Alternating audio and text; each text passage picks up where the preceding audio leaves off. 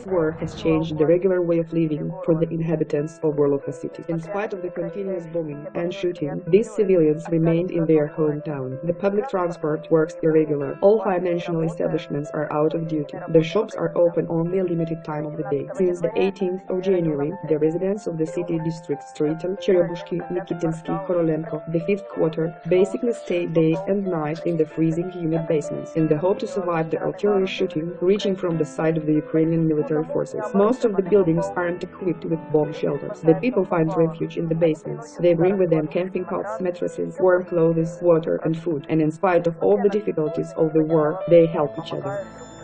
Please, could you tell us, how often do you come down here?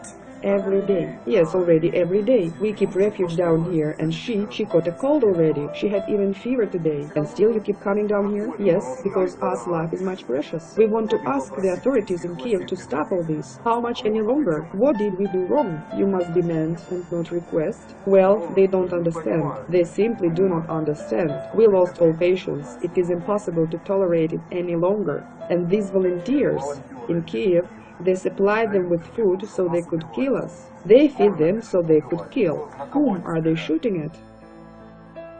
In one of such bomb shelters, we met a local woman from Gorlovka, brought to the last point of despair. She asked to record her appeal.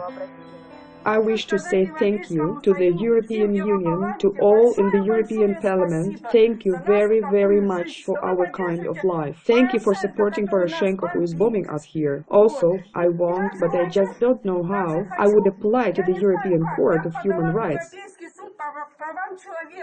Because what a thing to do, to bomb civilians only because they wanted to live separately, because they won't recognize the authorities that came to power in such a way.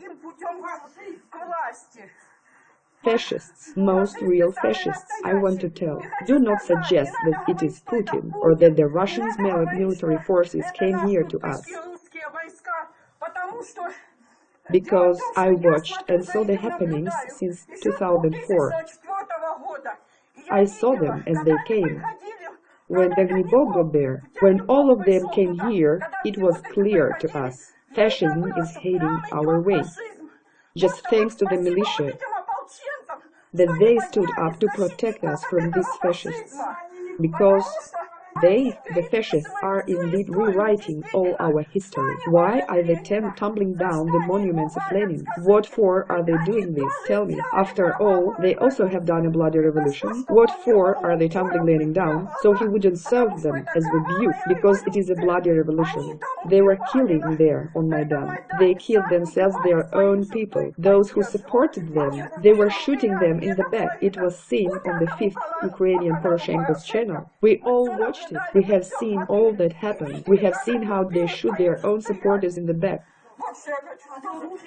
How many young lives you made cripple and destroyed. So many young boys you sent to Krasny Liman for slaughter, and still keep sending them for slaughter. Who will be left to procreate? Who will rise up our children? You say we love Ukraine? You don't love Ukraine. You don't care at all about it. I say so because my mother has an Ukrainian nationality. Her parents are from Hmelnytskyi. My father is Russian. I don't want to be separated. I don't want to be separated from Russia. We must be together with Russia, not with European Union. We don't need it.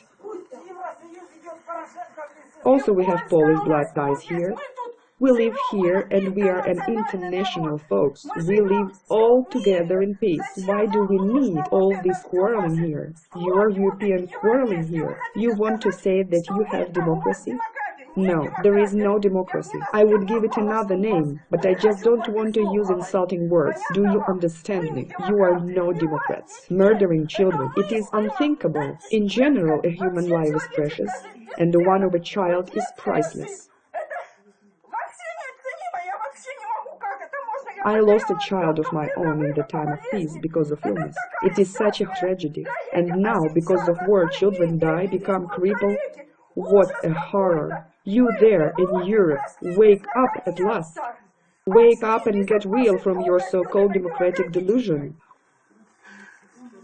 I can't take this any longer. Every night it keeps going on and on through my head, and I find hard to believe how this became possible, to do this to the people in the very center of Europe.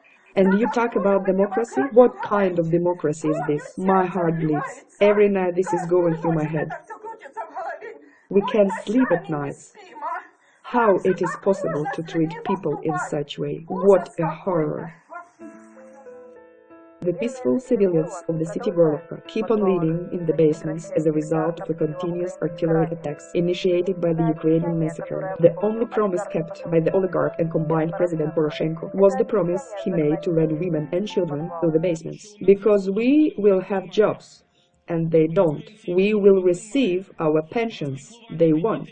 Because we will have social care for people, children and elderly, they won't have. Here, our children will go to schools, nurseries and daycares. Their children will sit in the basements, because they can do nothing.